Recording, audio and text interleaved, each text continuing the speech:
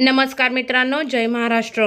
राज्यसभेची उमेदवारी जाहीर होताच शिंदे गटातील अंतर्गत वाद चव्हाट्यावर। कोणत्याही महत्त्वाची बातमी जाणून घेण्यासाठी आताच व्हिडिओला लाईक, शेअर व सबस्क्राईब करा। राज्यसभा निवडणुकीसाठी अर्ज भरून झाले असून उमेदवारी अर्ज भरण्याच्या दिवशी सस्पेन्स संपवत शिंदे गटातील ज्योती वाघमारे यांना उमेदवारी जाहीर केली। शिवसेनेतील वरिष्ठांना, दिग्गजांना मागे टाकत वाघमारेंनी राज्यसभेचं तिकीट मिळवलं। वाघमारे यांनी उपमुख्यमंत्री एकनाथ शिंदे यांच्या उपस्थितीत उमेदवारी अर्ज दाखल केला।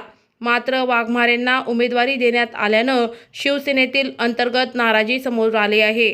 राज्यातील राज्यसभेच्या 7 जागा रिक्त होत आहेत। यासाठी 4 पक्षांकडून 7 नावं जाहीर करण्यात आली।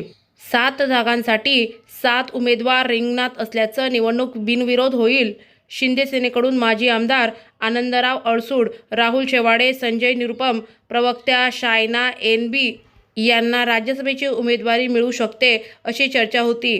मात्र या दिग्गजांना मागे टाकून ज्योती वाघमारे यांनी बाजी मारली। यानंतर अडसूळ यांनी त्यांची नाराजी जाहीरपणे बोलून दाखवली। वरिष्ठांच्या मनात जे होतं ते झालं, आता त्यावर अधिक काय बोलणं योग्य वाटत नाही असे अडसूळ म्हणाले। आनंदराव अडसूळ यांनी मनातील खंत बोलून दाखवली। केंद्रीय मंत्री अमित शहांपासून अनेकांनी आश्वासनं दिली, राज्यपाल करणार असं सांगितलं। त्याला 2 वर्ष लोटली। या कालावधीत 10 राज्यपाल नियुक्त झाले, पण माझा नंबर लागला नाही असं अडसूळ म्हणाले।